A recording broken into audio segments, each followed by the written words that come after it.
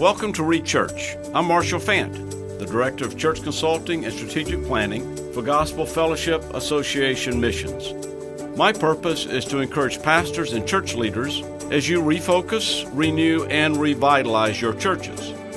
We've established this podcast to offer practical tips and suggestions as you equip disciples to make disciples. This is Marshall Fant. Welcome back to GFA's podcast, Church. Today, the topic is one that I think is of great interest both today and with the coming years, where there seems to be a pastoral shortage, or not seems to be, but there is a coming pastoral shortage of the number of men that are going into vocational ministry. So today, I have a special guest with us. So Pastor Richard Archut, welcome. And Rich, so glad to have you here. Thanks for volunteering to come on with us.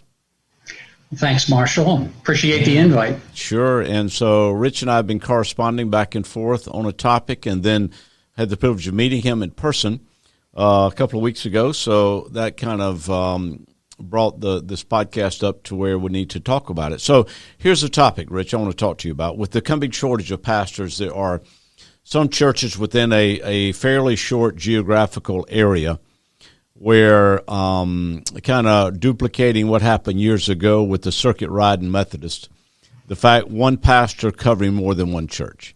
So what I'd like for you to do, you're currently doing that. So what I'd like to do is just, I want you to fill in our listeners on kind of just everything we can think about to talk about this subject, both the opportunities, the challenges, the positives, how it affects you, how it affects your home church, and, it's kind of the direction we want to go. So, again, thanks for being with us. So, Rich, tell everybody about how long you've been in the ministry and a little background on the current church where you pastor before you took on this additional responsibility. I've been in the ministry, 37 years now. The church that I'm pastoring now is the church I grew up in. Oh. And I've been pastor there now for 24 years. And that's Community Bible Church, right? That's Community Bible Church in Barrington, yes. Barrington, New Jersey. New Jersey. Got it. Yes. Okay. Yeah. So, like I said, I grew up there. Mm-hmm. My wife and I were married there. And then I got a call from a church that needed a pastor, which just so happened to be the New Freedom Bible Church in Berlin. Berlin, New Jersey? New Jersey, okay. Correct. Yes. I know the reason I kept saying that, a lot of you in this area, I know New Jersey, New York, Pennsylvania, or at least the area where I met you in, a lot of those are right near each other. So I just wanted, for the sake of our listeners and watchers, just wanted to make sure I put you in the right state. I know you know where you are, but I want to make sure I got you in the right state. So this is New Jersey. This is New Jersey, correct. Right. And so I was at New Freedom for 12 years, left there, did some pulpit fill, and then the Barrington Church called me and said, our pastor's leaving. Would you please consider coming back? And so, my wife and I talked about it and prayed about it. And so I've been there now for 24 years. Okay, so now, all right. So the church, call it your home, the church where you're pastoring, your main pastorate. You've been there 24 years, but now you've also pastored in the past this church where you're helping as well. Is that correct? Correct. Did I get that right? Yes. Okay, yes. And so give our listeners an idea. So the distance between the two churches would be what? Takes me about 25 minutes to get from one to the other. All right. It depends on traffic lights. Sure. And all that kind of stuff. But it's about a 25. I leave myself 30 minutes, even though it takes 25. All right. So now I understand you pastored both churches, but what was the situation that led New Freedom Bible Church where they became without a pastor? So what led to the situation where they asked you to cover both churches? Their pastor was seriously ill with cancer. Oh, okay. And for the last year of his ministry, he was struggling, and yet he tried. Okay. And so I had been monitoring the situation from a distance, just kind of because, first of all, that pastor was also the one that married my wife and I. And when I left Barrington, he was the pastor there at the time. Okay. So, so they're family friends as well. But, the Lord called him home. And so I asked the church, I said, look, I know you've had a rough year of it, at least, if not more. They had another pastor that was there that was kind of an associate pastor. Okay. The Lord called him home a year prior. Wow. So they had two pastors to die within a year. About a year's time. Both of their pastors that they were, because both of the men were sick, they were kind of tag teaming to fill the pulpit. And so I knew that situation and said, look, is there anything, I can do? Mm-hmm. And so they said, we need a pastor. I was expecting them to say, well, could you help us find a pastor? Sure. Oh, yeah. Could you give us direction and guidance and all this? But they said, no, we need a pastor. Would you consider it? All right. So the church. All right. So, Community Bible Church, which is where you were pastoring when all this took place. Give us the demographics about the church size and the demographics of the community, where Community Bible Church is. So what would those demographics be? Community Bible Church is, as we've mentioned, in New Jersey, but it's a suburb of Philadelphia. Okay. It's one of the bedroom communities in New Jersey of Philadelphia. There's about somewhere around 7,000 people in Barrington, right. But there are a lot of communities around it. Sure. That you draw about the same size. Yeah. Okay. So, and what about where New Freedom is, the other church where the pastors passed away? That is more rural. Okay. Although it is growing. The farmers are selling their farms to developers, and it is growing up a lot and very quickly. And so people are migrating, further out from Philadelphia, and so that area is now growing. All right. So the number of people in your church, Community Bible Church, how many would that be, just roughly? 40. Okay, and the other church would be about. When I came there, they were telling me before I got there were 15. Okay. So what is the current? I'm just trying to give our listeners kind of a Sure. On a good Sunday at New Freedom, we can run between 21 to 25, so 20 to 25. All right, good. All right, so with that in mind, all right, so actually you reached out to them, or did they reach out? You reached out to them to see how you could help them, right? Yes. And then they came up with the idea of you pastoring both churches? Well, they asked, this is the need. I mean, this was the need that they had. Right. Could you help us?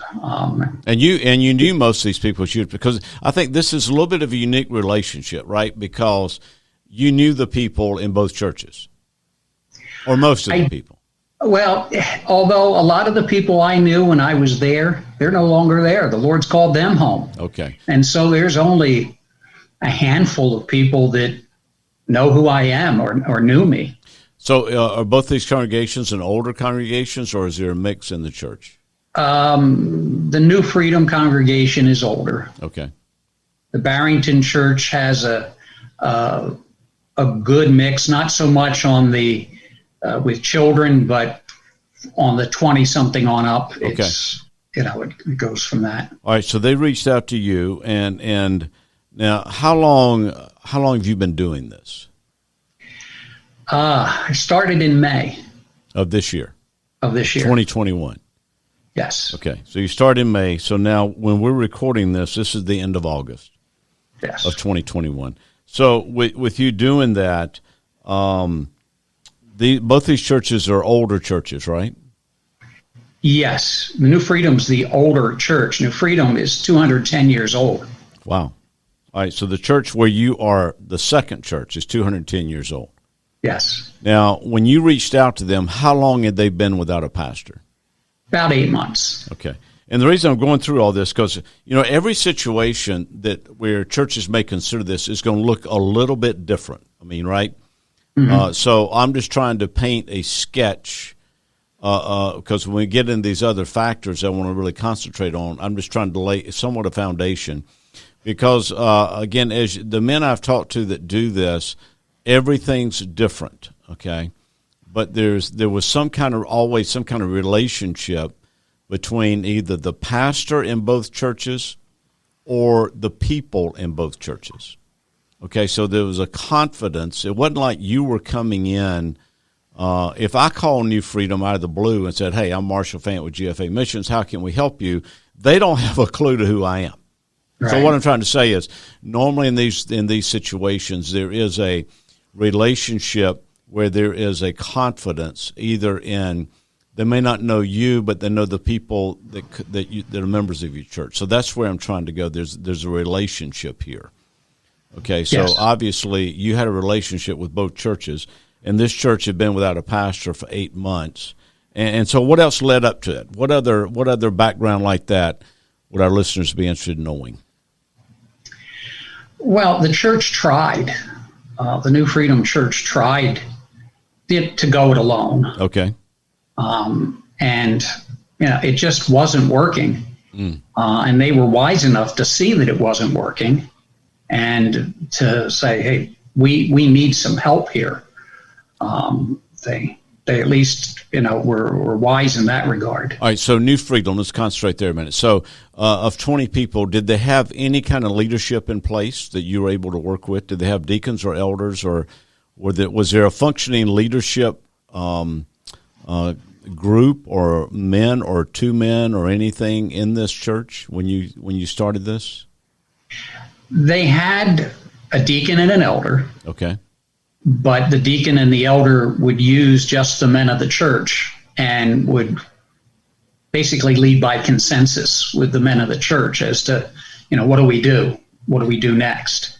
All right, but were they able to take care of their own shepherding of the people, their own recording of finances, their own? I mean, did they have some structure in place at New Freedom, or did you have to go in and set all that up?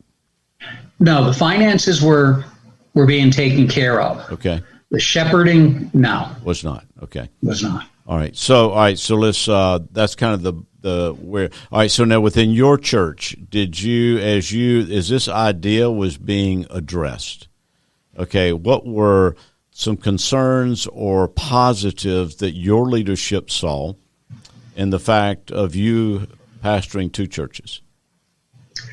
Well, I had done this once before as well with a church that was only 10 minutes away from Barrington. Okay. And so there was a tiny bit of track record there to go on. I was only there for 3 or 4 months. Okay. But they were aware of it. But their concern is the time frame, that you don't end up there as a temporary for 10 years. Right. All right. So it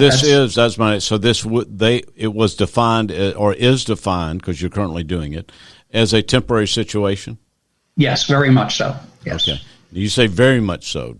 Do both churches understand that? Do you think the people at New Freedom understand this is temporary?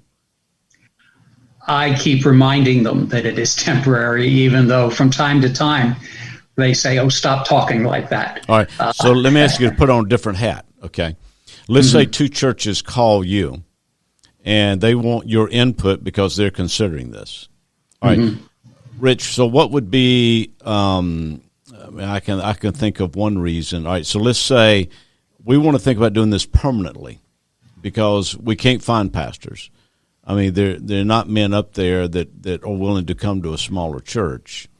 So what would you consider maybe one or two key considerations if churches are considering this to be a permanent relationship? In other words, one pastor covering two churches as a permanent under-shepherd of both churches. I mean, what if you were advising, what would be the situation you would advise that to take place? Boy, that would be difficult. And let's say it's the same situation, 25 minutes away. Okay. This time of year being the summer, it's easy to travel between the two. Right.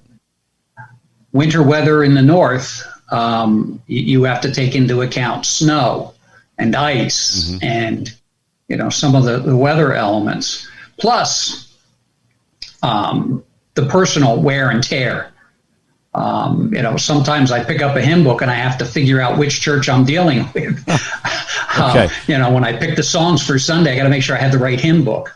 And that's to answer one of your other questions, that's one of the concerns that the Barrington church has, and that's is your my home. Health. That's your main church. My main church, yes. My health, that I don't run myself into the ground trying to do both. All right. So right now, I'm not. So how old are you now? I'm 64. Okay. So at 64, your church is concerned about your health. Probably your family's concerned about your health, doing all this. Okay. But so what? Because I am baiting you for an answer. Okay. I am baiting you because all right. So let me give you this situation. Out west, churches are 2 hours apart. And nobody wants to go. But two churches can support one pastor. Okay. So where I was trying to go with this was the fact that it may be a financial situation where one pastor is covering two churches as a way to where he's fully supported by two churches instead of one. Okay. Is there any other situation where you would say this would probably be a good idea? Accept what I just explained, or you want to think I didn't give you that question ahead of time. So, yeah, I'd have to think about that because. All right, let's come back to it. Okay. Let's keep going. So, all right. So, as you're working through this, so are there any advantages you see first for you as you pastor two churches? Well, it keeps me busy. I don't know if you consider that an advantage. All right, so walk us through your typical Sunday first. What would a typical Sunday covering both churches, what would that look like in Rich's life? Okay. I'm up about 7 o'clock Sunday morning, get ready. I usually spend about 20, 25 minutes going over my messages. Leave the house. I try to get to the first church, the New Freedom Church, early. Okay, so you do their service first. You're doing their service first, okay? Yes. Their service is at 9:15 in the morning. Okay. That was one of the things that I said, look, I can't be in two places at once. Right. And, would you please consider moving your service time and making it earlier? And they agreed. And so I get there maybe about 8:50, 8:55. Okay. And so I'm there early. We have the service from 9:15 to 10:15, and then I have about 5 minutes after the service to say hello to people. And that's one of the real disadvantages that I see. If you're looking for a disadvantage, I wish I had 15 minutes, not 5. To greet and to talk to the people. Sure. And the people at New Freedom are very gracious. In fact, they'll tell me, Pastor, you've got to leave. You've got to get going. Yeah. They're very sensitive to that, which I appreciate. And then I get to Barrington about 15 minutes before that service begins. All right. And so I'm in there by 10:45. And so, walk into the pulpit at 11 o'clock. My family and my deacons have the place ready to go. Everything's in place. I just kind of have to walk in and it's ready. All right. Now, are they doing Sunday school without you? Or I know this is post-COVID. So are y'all doing Sunday school or not? Yes. All yeah. Right, so, they're doing. So in Barrington, are they doing Sunday school while you're at New Lexington, or is that done later? No, they're doing that without me, and I didn't teach Sunday school in Barrington. All right, so back to Sunday. Go ahead. So back to New Lexington. Are they doing Sunday school after you're gone, or did they do Sunday school? No, they don't do Sunday school. They don't have the leadership there at New Freedom to do that. I would like to see that happen, but they don't have the teachers and the personnel to be able to do that. All right. So at this point, now I'm sorry I sidetracked you. So now you're back at your church in Barrington. You're doing the 10:15 service or 10:30 service or whatever time you start, and they've already done Sunday school without you.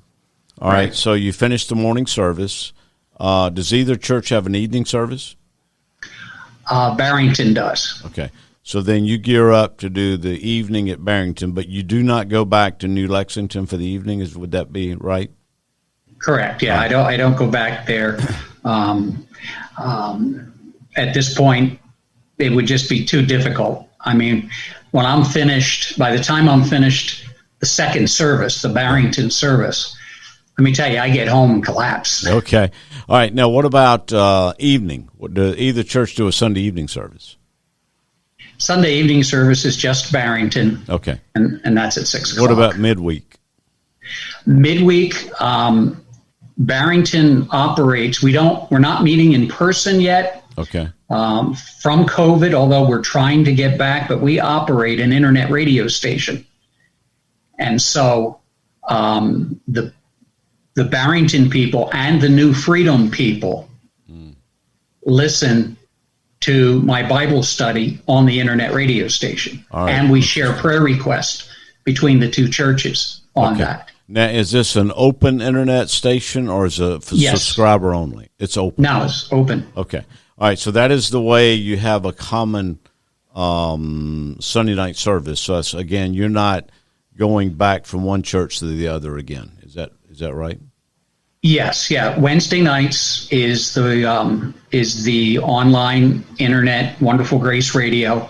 Sunday nights, our services are also on our internet radio station, and so the people from New Freedom can also listen to that as well if they want to. Okay. All right. So back to So I'm trying just to try to stay on my track here. So as far as your personal advantages for a pastor doing this really would simply be you've already got the message prepared. So you're preaching the same message back at both churches? Not always. Really?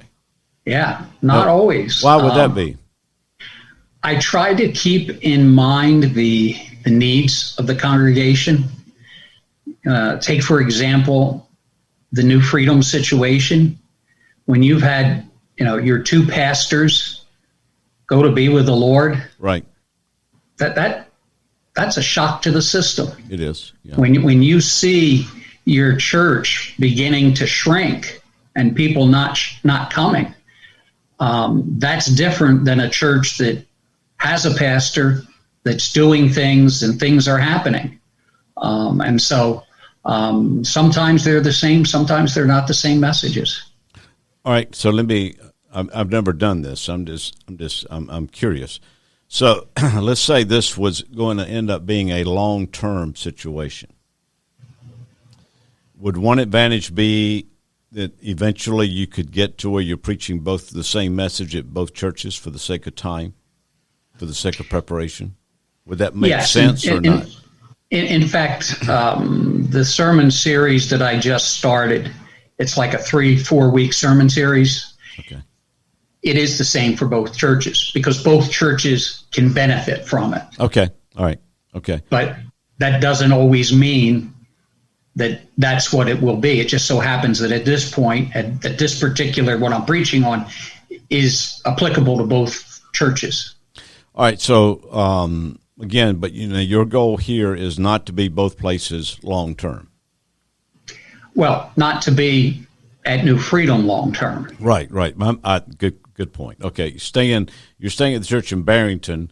That's your goal, and then let New Freedom find a permanent under shepherd. Correct. Because we do know, both in Numbers 27 and Matthew 9, the prayer of Moses in Numbers 27 was that he prayed to the Lord, they would not be like a congregation as a sheep without a shepherd. Right. And then as Christ was praying for the workers in the harvest in Matthew 9, he said that they may not be like sheep without a shepherd. So we know sheep without shepherd are vulnerable. Mm-hmm. And so, I commend you for doing this. I'm sure you covering both churches is better than not having a pastor at all. It gives them some consistency, right? That's my observation. You agree with that? Oh, absolutely. Yeah. And there have been several people that have approached New Freedom and said, hey, I can preach. I'm a pastor. I can preach.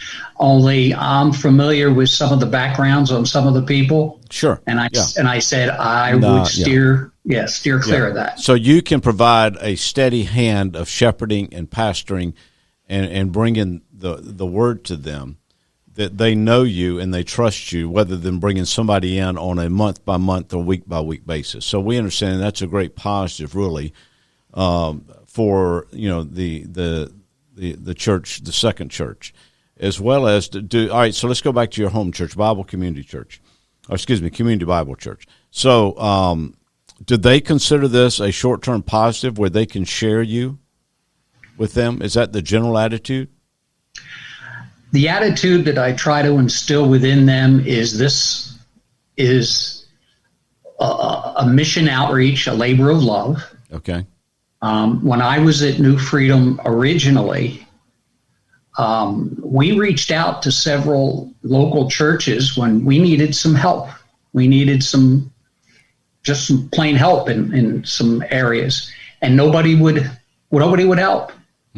Everybody was kind of guarding their territory. Oh, yeah. And so I made the conscious decision at that point. I said, if the Lord would ever bless, and I would be in a ministry, if a church needed help, we're not going to turn our back on that ministry. We're going to help in whatever way we can. And so here apparently is the Lord saying, okay, yeah, I'll let you do this. All right, so let's go a different direction. All right, so New Freedom is the second church you're going to just on Sunday mornings.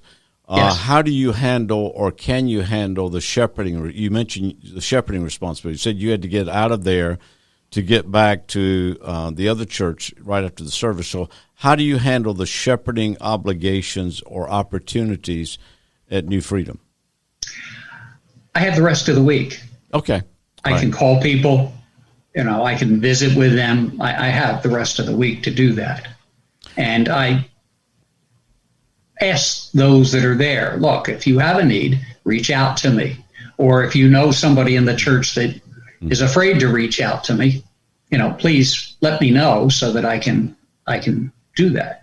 All right, so let me ask another question. Again, I'm asking you to put on your hat of experience. So with two churches, Rich, what would be, if you got two churches like this, and let's say, I know 25 minutes, especially in the winter, and in New Jersey can be difficult, but at what point would you merge, and at what point would you recommend keeping one pastor for two separate identities? Merges are always tough for the simple fact, who gives up what? Yeah. When two churches talk merge, of course, it's always where you want them to give up their facility and come join you. Sure. And so that's always there's always tough. One church more vulnerable than the other. It's always one church, if I put it this way, a weaker church, that normally, if they're going to survive, they're going to have to merge with another church. There is, but sometimes that weaker church has a better facility. It does. Yeah, you're right. Okay. And so you got to look at, all the factors as to, the pros and cons with that. All right, so here's where I'm trying to go. I do think this model of ministry is going to continue to grow as more pastors retire, more pastors go to heaven, more pastors, and churches are becoming more and more in need of pastors. And so if that's the case, and what I'm trying to get you, so what advice would you give to a church? These are going to be the big negatives of having one pastor covering two churches, and you are the satellite church. So what are you going to tell this church, the satellite church, the second church?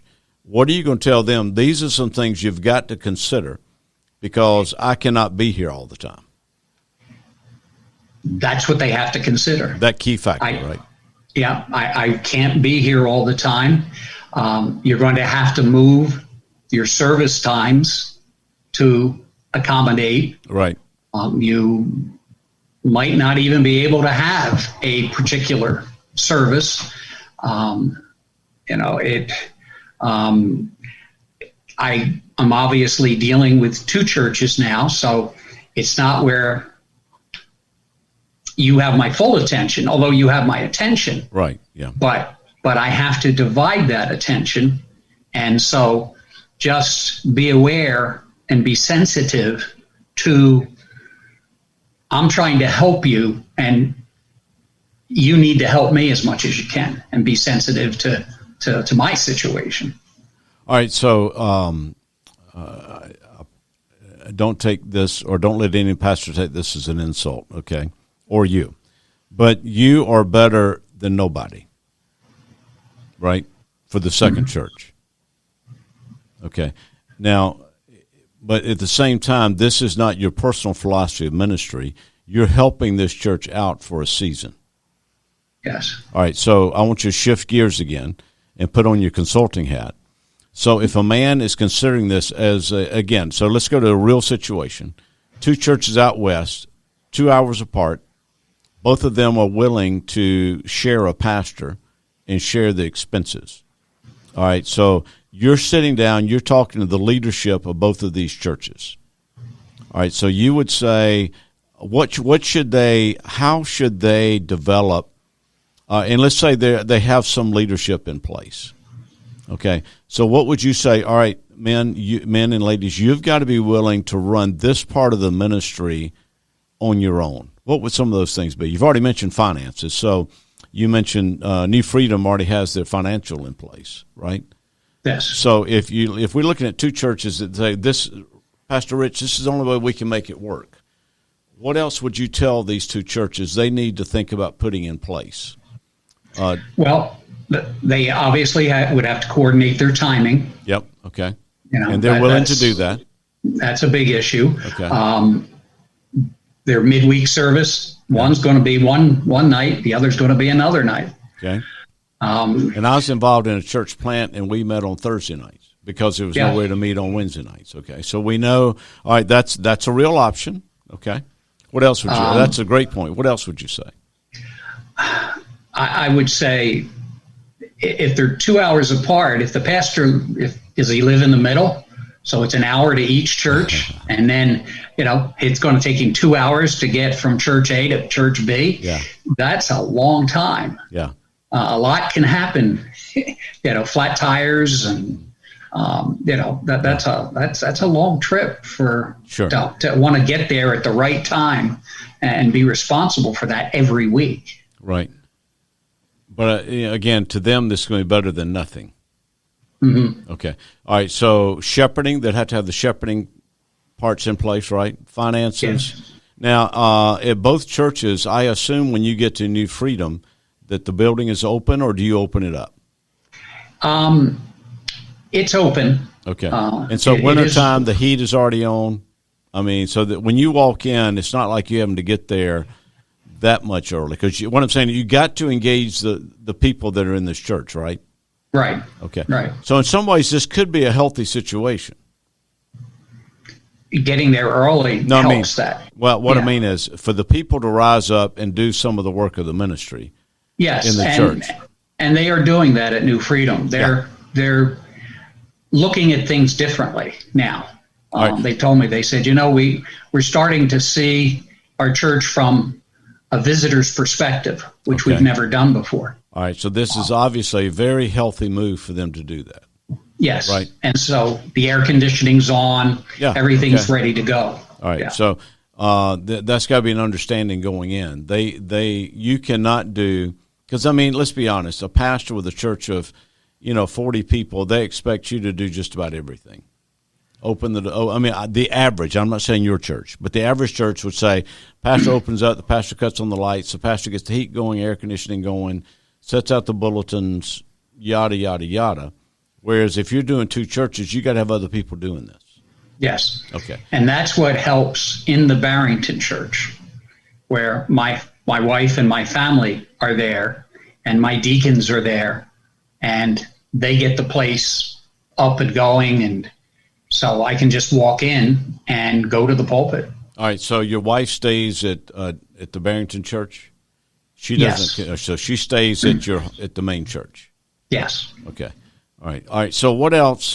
Just kind of thinking. All right. To wrap this up. What else? What other advice would you give? What other challenges? What other opportunities do you see for churches going through this? Well, as you pointed out at the beginning, the opportunities are unfortunately growing because there's just not enough pastors to go around. Okay. And hey, if they could do it by horseback, we can do it by car. But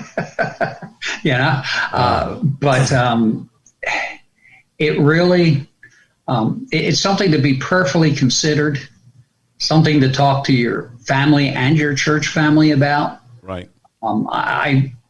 It's a ministry opportunity, and that's the way I presented it to Barrington. Okay. If the shoe were on the other foot, we would sure be thankful that somebody came to help us. Well, and you had been the shoe on the other foot. You had reached out in your previous ministry for people for help. Nobody responded. Yep. So you're very sensitive to that. And, and maybe part of my interest in all this is, my great-grandfather rode the circuit here in South Carolina. Okay, so maybe I'm just trying to maybe relive through you part of my great-grandfather's life. I don't know. But what I'm saying is this is a real situation.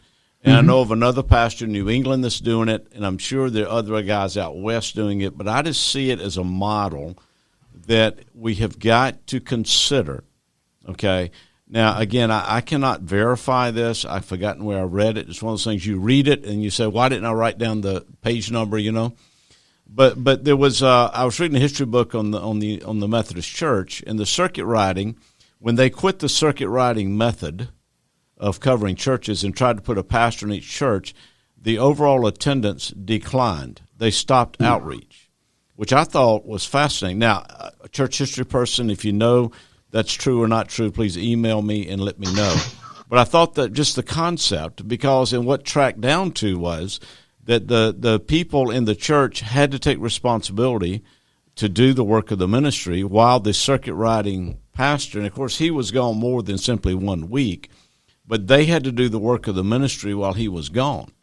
So I see that as an opportunity to train people to truly be disciple makers, and then you can come in and do the preaching and what you need to do as the under shepherd. Any comments on that, Rich? Yeah, a lot of times churches that are in this position are so either beat down or they just don't know what to do. Okay. And so they need somebody to come in and say, look, this is what you have to do. You have to make sure the finances are in order. You got to make sure that the place is cleaned up. You've got to make it welcoming. And you've got to guide them through what they need to do. Because, as you've pointed out, they're a sheep with no shepherd. Yeah. And so they're just kind of wandering to whatever happens to hit at the moment. And so you have to guide them when you go in and say, wait a minute, this is what we need to do first. This is second. This is third, and so on. All right. Another question just came to my mind. I had not thought about until you were saying this. So, the church, New Lexington, which is the second church you're covering, you cover just on Sunday morning in person. Do they pay your salary, or do they pay the Barrington church? They reimburse them for your time? How do they pay you anything? They pay me. Okay. New Lexington pays you. New Freedom. New Freedom. Yeah. They pay me. And I encourage that simply because they need to be in that mindset. Oh, I agree. Yeah. It's not a big part of their budget, but they need to be in that mindset, because when the the pastor comes in, they're going to have to pay him. Yeah, and I agree with that. I agree wholeheartedly. I just didn't know what the arrangement was. So again, that's another thing you would need to talk through with your leadership.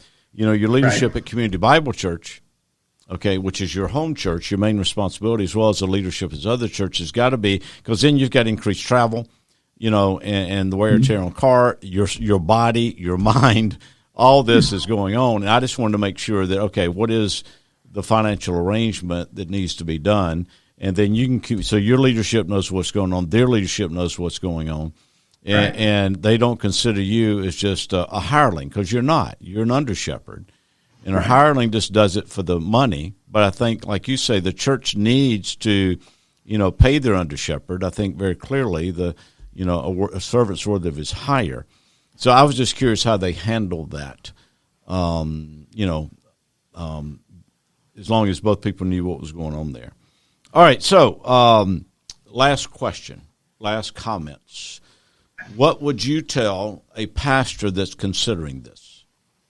Okay, number one, considering it short term, and then considering it long term. So you're sitting down, let's just say a man, I don't know, he's in his 40s, okay, and this opportunity's come up to him. It's similar to yours, okay, where it'd be hopefully a shorter term arrangement, not a permanent philosophy of ministry.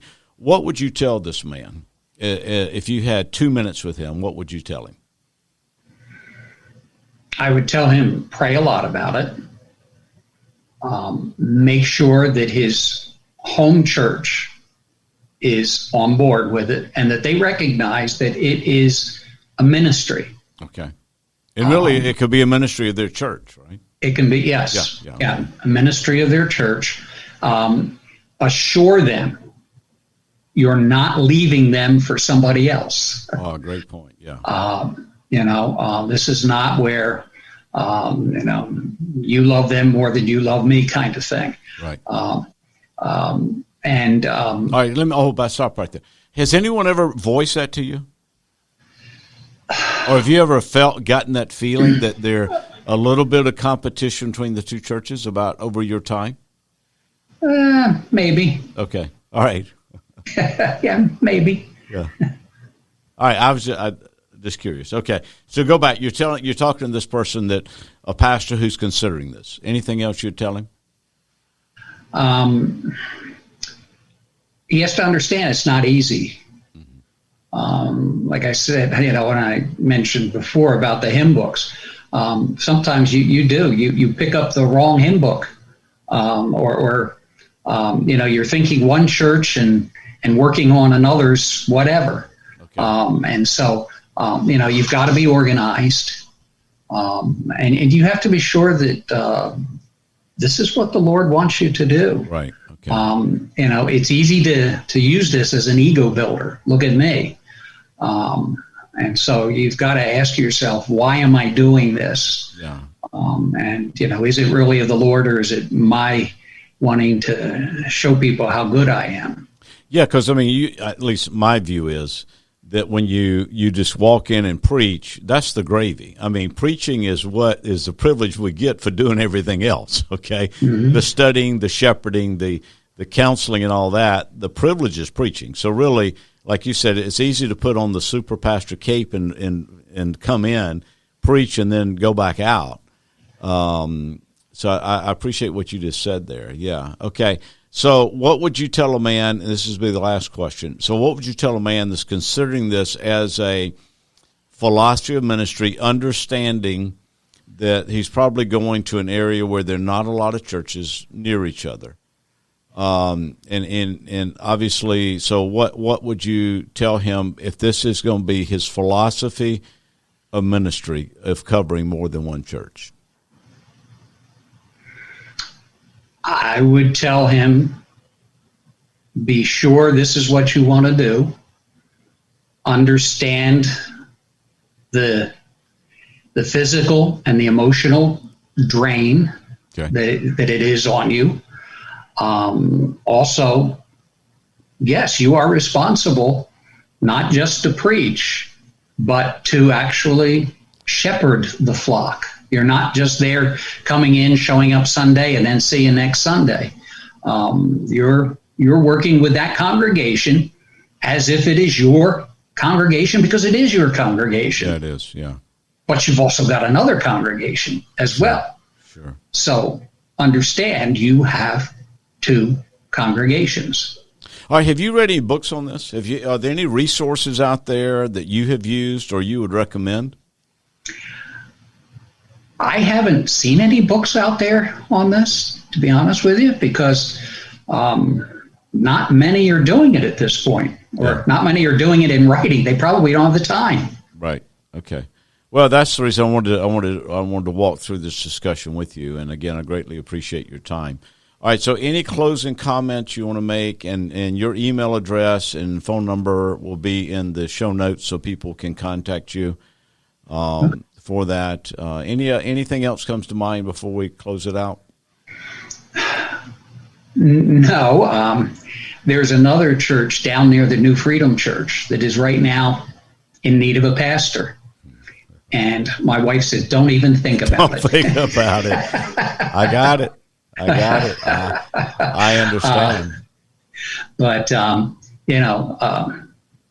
we need to do something. Yeah. It's a shame that churches are closing simply because there isn't someone that is listening, or I don't know. But these churches need pastors. And if you're a pastor and you can help, then see what you can do. Whatever that help might be, See what you can do. Yeah. Well, again, I greatly appreciate your time. I greatly appreciate what you're doing. And again, I know of others that are attempting this. But I do know it's got to be, it's got to be wearing on you, your family. But God's grace is sufficient. So like you said in the beginning, you better pray a lot, and you better really make sure this is what you desire to do. Because in the adrenaline rush that we all get as pastors when we preach, it should not be simply another opportunity to preach, but another opportunity to shepherd God's people, because it is His church and not our church, right? Church belongs to the Lord. Okay, any other closing comments? Just anything else come to mind? No, I just want those who would be watching this, those who would be considering this, your family is an important part of this. Yeah. Very important part. My family's primarily responsible for Barrington, but they have already gone to the New Freedom Church, and they have helped me do things there in the yard, in the buildings, just cleaning up and so forth. And so that's why your family is extremely important, and I'm thankful that my family's been as helpful as they have been. And also there's seasons where if a pastor has a lot more children at home, young children, we understand there's seasons where this could not maybe even be a possibility. So really, as I was thinking through this, I should have said that in the beginning, I'm thinking of more men that have children out of the home more than I am men with children in the home and got those multiple responsibilities already. Yes. So anyway, Rich, great to have you. Thank you so much. And again, for our listeners, Rich's information will be in the show notes. Be sure and contact him. And I trust this Lord's Day will be good to you as you preach in both churches. All right, Rich, thank you so much. God bless. Thank you. Yep. You too. Bye-bye. Bye. Thank you. You're listening to ReChurch, a podcast of Gospel Fellowship Association Missions. If you would like more information about our ministry or how we may assist you and your church, visit us at gfamissions.org/consulting.